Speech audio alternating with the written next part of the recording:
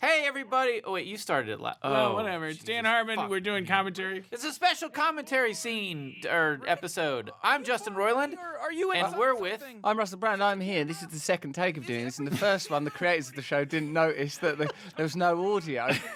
That Morty was silently staggering around the garage.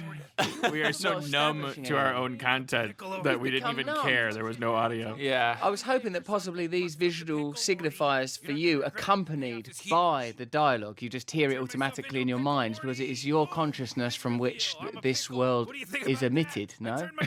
Exactly. So you hear it all the time. I'm too drunk to I hear it all the compile time. that sentence. I know. I understand. Yes, it's. Now, I'm a fan in particular of this episode, if I may say, because it seemed to me watching it like, they're just fucking around now. They've just decided to turn Rick into a pickle. Right.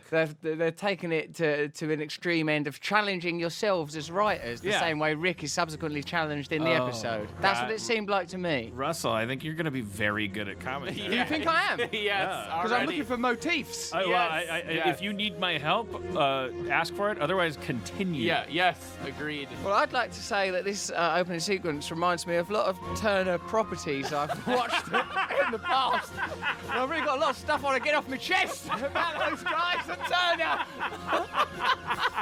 He's referring to the 12 rules of doing DVD comment. They're just general guidelines. It says confidential, do not distribute. Just general guidelines. Never, ever mention Turner properties. No, you don't mention non-Turner properties. You mention... Oh, right, non-Turner. Yeah. So you can be like, I love that Bill Lawrence... I like as long as it's in Conan O'Brien. reference to Undateable, which I think is possibly on TBS. On behalf of fans that are presumably the people that are watching this now with us, what now Rick's justification for turning himself into a pickle was he just wanted to know whether or not he could do it, right? Yeah, but I mean, then, and to avoid then going the to this revelation event, that to avoid going to this event. unconsciously or not, it's to me the big thing I love about this episode is that even though being pickled is such an obvious on-the-nose metaphor for alcoholism, drinking is never mentioned in this Even episode. on-the-nose metaphors I missed. It's the only episode in which drinking is not mentioned. In fact, I noticed that after a while and took out any references to drinking because I thought it was beautiful that we have the perfect metaphor for, the creative struggle with substance abuse, which is that or let's not even say substance abuse, let's just say self-abuse. Let's just say the fact that people that we love, people that we think are geniuses, they tend to be their own worst enemy, and it's weird, whether you're too hungover to go to an audition or too drunk to commit to a relationship, like you're always finding ways to fuck yourself and not further yourself. Dan and Justin, can I ask that in the cynicism of Rick, are you equating genius and knowledge with cynicism and nihilism? And why is the And in that character, and is that your personal, I'm going to say it, Weltanschauung, in German? Yeah, I'm using a German word on a DVD commentary. Unless Weltanschauung is not a Turner property. Google it, kids. We don't want I won't speak for Justin, but I think that I don't. You don't want to get pierced by a needle full of liquid I that related to your situation. How's that going to happen? I don't think that being smart means you have to be a nihilist. But being smart does mean that you question more things, and you tend to arrive at a place where you're a little more. You're always going to be lateral. You're going to be outside any construct because constructs are going to be made out of people that are comfortable within the construct. So, the temptation is always going to be cynical. Well, that is the question. I think that's a pivotal point. The choice of the smartest character in the show, and in this case the smartest man in the universe, to be a cynical and self-destructive man, demonstrates a very particular perspective. Because I would, somewhere perhaps, I suppose a spiritual perspective, and perhaps this is because I've got the 12 steps in front of me, the 12 steps of what to avoid in a DVD comment. Oh no, it says here, do not attempt to use this to convey a spiritual message of the bliss that lies beyond concepts. Now, is it not possible that through a supreme intelligence you would discover bliss? I mean, that's the idea of oneness, the idea of God, the idea of utopia. I know Rick would not be a funny character if he was blissed out, but even in the multiverse of limitless Ricks, is there a jolly, chirpy Rick? Even the dumb Rick. The dumb Rick is the happiest Rick. Sure, yeah. And I mean, that's definitely a a real thing where it's like ignorance is bliss, and the less smart you are, I envy some of my friends. Won't say their names. Who is just they're so fucking happy, and so like they'll smoke salvia and have a good time. Oh, and I'm like, I can't. Like everyone else I know who smokes salvia fucking has a nightmare time. They want to kill themselves. They're freaking the fuck out. But, Abed is... I don't know why I'm talking about Abed. Anyways, whatever. Well, he's not a Turner property. So. Yeah, exactly. Yeah, exactly. Yeah, it's completely... I think a really interesting question would be, is Dumb Rick, or Doofus Rick, is he an atheist? Yeah, I wonder. He certainly gets very attached to the superior Rick in a way that seems like he sort of deifies him on some level. Another thing I really enjoy about this is it feels like it follows an action movie template of taking like Pickle Rick's got nothing, he's got to build everything, and I right from the get-go there of engaging the brain of that cockroach onwards. Yeah, are you a Breaking Bad fan? Exactly I right. hope that's Chemistry, a Turner property. That chemistry is a superpower. This is like sort of physics or whatever as a superpower. There's an episode of Breaking Bad where the Winnebago gets trapped in the desert. It's shut down, and so it's like Walter White. You've watched him be this he's like in his ordinary world, and then you're watching him have to like turn a potato into a jump starter or whatever. Yeah. So it's like, and that's a heavy tradition in powerful characters that we admire or fear, and then you reduce them to nothing and watch them Rambo for a little bit.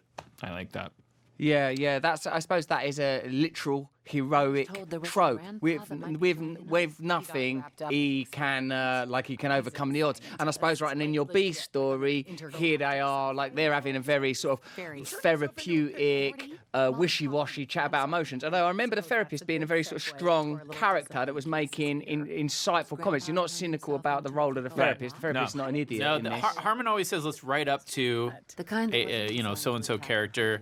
I mean, this is I watched this and it's very Harmon. This is very you. Yeah, I don't like cynical satire, straw dog characters where you just say, oh, hi, I'm a millennial, and then the person just says nothing but garbage that's stupid because they don't even have a brain and all they can say is millennial tropes, and like, there goes the millennial character. It's like, well, now I know someone wrote this, as opposed to, the character feeling alive, so you write up to the characters. Like, is the therapist a villain? Is she a hero? It depends on which character you are observing her. I love that about that character. Yeah. What I think is beautiful about this show is you're using, like, as I suppose this as sci-fi, and animation potentially as genres can explore interesting philosophical territory as well as being very funny, like looking at ideas about, like looking at meaning, looking at identity, looking at values, morality, and in a way that's sort of graphic and disgusting. Yeah.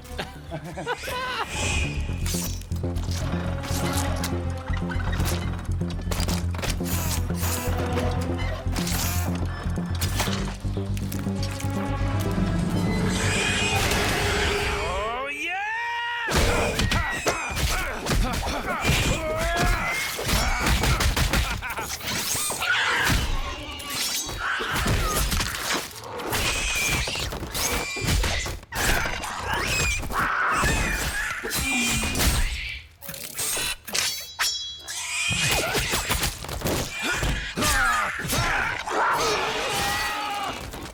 I didn't say my father is perfect. I said his work is important. And she's saying what's important is that Grandpa lied to you to get out of coming here. Oh, he did not. Let's do an experiment here. I get the impression this family values science. So raise your hand if you feel certain you know what was in the syringe. Raise your hand if you know. Thank you, Dan, for crossing the Atlantic Ocean to the English. Killed it! Oh, the heathen brutes! I say, did you refer to that artist as fat and deaf? Stupid fresh? How can something stupid be fresh? Impossible! Why, it's an oxymoron! The two ideas butt right up against each other. No. Any other to the heart of your family's If you're a fan of Dan Harmon, I have a podcast called Waiting Wong. Wongs with Jessica Wong, who wrote this episode, and its genesis is a conversation we started having because of this character, Dr. Wong. It's all kinds of crazy, we wrote the character. Jessica named it Dr. Wong because as a Chinese American writer, she was doing her Chinese American writing job of going like, let's throw Asian characters into the ordinary world when I'm the god that's creating characters. Totally admirable to do. Yeah. And then Susan Sarandon wanted to do a part, and we're like, okay, you get to do whatever you want immediately, and she became Dr. Wong because we didn't want to lose Susan Sarandon. That's where the racist name line comes from. And then, actually, that's not true. That's not true. Oh, is that not true? No, actually, that was that before? No, that predated? I put that in there because because she was okay. Well, okay. because Beth is 34 and she's hyper intellectualizing and she hears herself say the name Dr. Wong, and I just thought it was I just was channeling Beth and being like, by the way, racist name, like it's just Dr. Wong. It's like I don't people don't get that joke. In fact, what is this? By the way, that's where racist name came from. But anyways, that is very interesting. Very interesting for how uninteresting it is. Like how stupid the whole thing is. Like, but important to some people, and then like swirling crazy questions. I love that it spurred a podcast. Yeah. Well, let's do a podcast and talk about these things.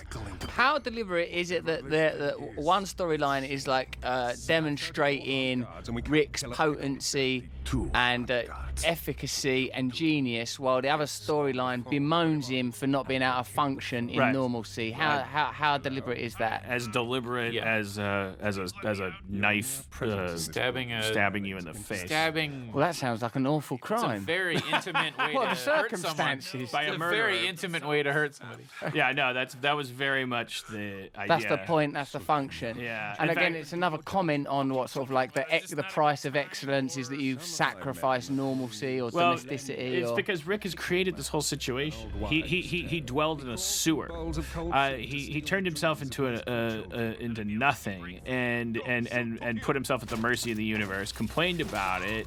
Used his intelligence to overcome it. Now he's in this situation where he has to kill these people.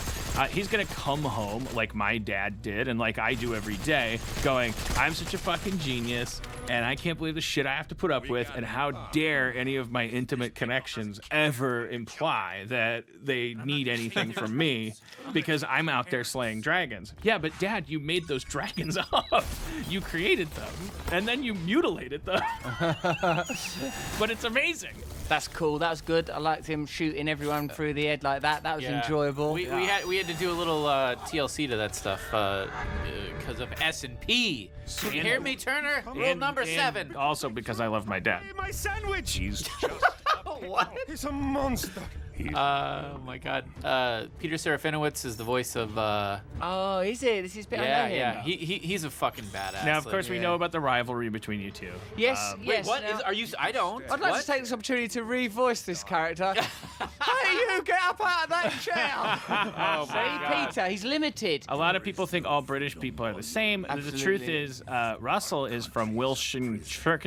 Oh, God. Yeah, and That's true, that's true, Serafinowicz is from Yorkshire. And the people of Wiltshire and Kirkshire loathe the people of Yorkshire. Because they went to Cambridge, and it just... Well, there's the a War lot of the Roses, of course. There's a great deal of animosity. It goes back for hundreds of years. This is a deep ancestral conflict. So I'm cutting off whenever. Serafinowicz is what's called a black curtain Brit. He's a black curtain Brit, and I dislike him so intensely. I've never learned how to correctly pronounce his surname out of disrespect. Out loud. Oh my God! Oh, the pictures of That's people a eating nice poop line. in there. It's not my job. Will you do some of the character voices, please? Because I Oh feel yeah. like Oh jeez, man, what the hell's going on? I live in you. Have to ask. Morty, Won't need it. I'm not in the scene, Morty. I'm dealing with bigger issues that I put upon myself because I'm very selfish. Problems. And like Dan said, I'm like his father. I'm like Dan's father. We didn't talk about Danny Trejo. He's doing. Oh, dude, Machete. Danny Trejo's a Machete. fucking... I just named the character Machete. Yeah, Danny's doing Machete here. No, he's doing Jaguar, which I found out can be pronounced 3 ways. Jaguar. Sarah Fenowitz, Jaguar. But honestly, like Sarah Fenowitz, when we were recording him, I was like he was doing Jaguar. And then the only time he doesn't say it that way is when he's talking to Rick on the phone, and I always imagine that he was sort of like, you know, patronizing, or, you know, he's saying it like Rick's saying it to sort of like appease, you know, just to. It's that psychological move of like, I'm gonna. What, even saying his own name differently to appease Rick? Saying it the way Rick says it, which by the way, when I was in the record booth, I kept going Jaguar. Jaguar. No, that's what that was going to be my question. I thought the funny thing was that we're on the Jaguar. Like Sarah Fenowitz is like Jaguar. Is it okay if I say Jaguar? And I'm like, well, I guess Americans say Jaguar, but you're a diplomat or something. So okay, I'll say Jaguar. He And then does have Justin comes in and he's like, diplomatic Jaguar. Jaguar. Yeah, that's right. Jaguar. But then I'm like sitting there going Jaguar. Jaguar. And I was like, just say Jaguar. Jaguar. That's how Rick says it. Yeah, I was like, fuck it, whatever. Because we learn in the Morty's Mind Blowers that Rick has made it to 70, thinking the expression "taken for granted" is referring to the word granite. Yeah, granite. I don't think so. Morty, I'm sick of being taken for granite. What did you just say, Rick? Yeah, I like that show. I like this the moment of crisis. I like the moment when all the screens go black, and he realizes. And I love the conflict between Jaguar, and leading to sort of this moment of bromance and affinity. I think it's a very nuanced and beautiful part of the episode. Yeah, and that the final fact, and the final cynical fact is that, in spite of them having been through all of this together and they're bros, now the final line is drawn, which is the sociopath line, because Jaguar is like, Jaguar lives for his daughter. His daughter, yeah. And now Rick unloads this Asperger stuff on him. Well, she knows. I mean, we don't really buy into that kind of crap. To the extent that love is an expression of familiarity over time, my access to infinite timelines precludes the necessity of attachment. In fact, infinite daughters. One of my infinite daughters in an alternate. So that it's difficult not to see a line like that as being. Okay. Oh, sorry. No. First of all, not only does Jaguar go, "Okay, have fun with that," but then he pauses and goes, "Wait, do I have infinite daughters?" Yeah. And Rick lies. Yeah, straight up. Because he doesn't want intimacy. It's the equivalent of like, can you go get me a coffee too? You know, it's like no, I'm just gonna say no. So is it kind of him not to burden Jaguar with his infinite daughters and the meaninglessness of his sacrifice? It's total selfishness, but it also, you can see how Rick is justified in his disconnection, because he's like, look, no, don't worry about me. I don't believe in that shit. And then big long explanation, which could be said to be protesting too much, which is how Jaguar interprets it. It goes, okay, buddy, whatever. You have that psychobabble. I'm gonna go find my daughter or go put roses on her grave. And then he stops and goes, wait, can I use your psychobabble to have more love?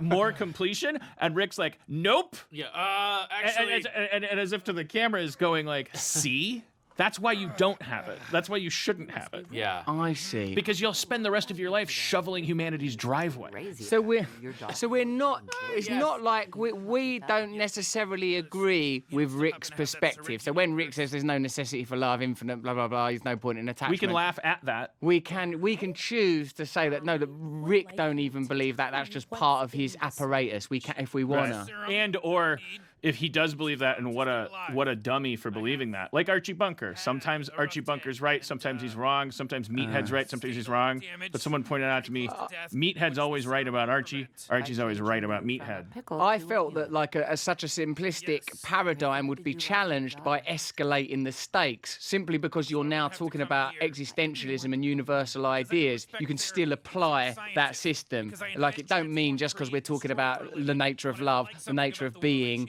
that I don't think going to a character rented flaws office don't is a apply in the same way. agent of Same as if it was Archie explains Bunker. Words mean which feelings ever helped right, you Just enjoy because it. you're altering the content, it's still a flawed character. We don't have to buy into everything that Rick course, thinks. yeah. There are moments of vulnerability that you see of Rick, and there's sometimes we do see it in that one where he meets up with his ex-girlfriend woman that's Legion or whatever. The Oh, yeah, multi- yeah. Yeah. Like that's Yeah. when I feel like I've most thought, all right, yeah, he's proper vulnerable. Yeah, I eyeball it at about 50%, but I don't. It's just like, I mean, I think Rick is wrong about half the time. Yeah. I mean, it's like He's you fucked. about half Pretty the fucked. time you should be going, thank God I'm not Rick. Yeah. In my opinion, I think if you wish that you were Rick all the time, I think you have work to do. Yeah. But But look, but I don't people- want but to peop- spoil the cartoon for you. But people do wish that they were Rick, and then Yeah, they do. And if you were Rick, I you wish I would- was Rick, but not Yeah. all the time. Yeah, but if you were, you would be fucked. You would be in therapy. Like you should be in therapy. That's what I love about this is like he just gets ripped apart by her. I'm bored when I brush. She's so fucking toe to toe with him in this moment. It's amazing. Well, he took And a this is a Harmon fucking. He took a chunk out of her too. They took a chunk out of each other. Yeah, but she's the only character I've ever seen in the show who's been able to just fucking dress him down to the point where he's just got no response. Which was very important to Jessica and I because she's an Asian American character, and sorry. Played by the great Asian American actor. And when that Asian American actor Suzanne steps in, Sarandon. yeah. By the way, Sarandon. Sarandon. Let's not riff it. We'll get. All right, we'll fine. get We're gonna letters. get arrested. We're gonna get arrested. To get out of the thing. I shouldn't lie to you. Oh, it's fine. I mean, thank you. And yeah, you shouldn't. But I hope you know that's not what that session was supposed to be. No, I mean, Yeah, and I love this scene. I am the kids in this scene. Go on. We never even I mean, I just love that. I love that. There's a will they, won't they between Rick and every character in the show. And one of my favorites is him and Beth, and like that. It's like I love Oh my God, yes, Dad, it's in my seeing her happy. Oh, I'm sorry, you must be in agony. and love seeing them functioning as father and daughter, but when the axis upon which they function is horrible. Yeah. It's going to hurt everyone. Right, because why? Because she's sort of a little in love with him. He's kind of negligent. It's an unusual. The kids want to go back to therapy. And they both have sort of alcoholism kind of running. I mean, it's a Absolutely. genetic thing, and I liked her. they're gonna go get drinks, and the kids are like, can we reschedule? Like, can we go back to the therapist? And they're just completely ignoring the kids because it's also Beth's just so happy that Rick showed up to therapy, and even though he showed up as a pickle and. Justin, do you think we did enough actual commentary on the episode? Because I think I took it. I think This I was have too much amazing. of a broad overview. This was fucking amazing. I just want to say, I will declare this is the best good commentary. I shouldn't say best because I don't. You might hurt someone else. Haven't heard them all. I love Russell Brand's style of commentary so much. I wish there was a way of describing mistaken, Mr. the Russell Brand. neatly within my own surname. Yeah. But just no metaphors or puns are available. Just This one.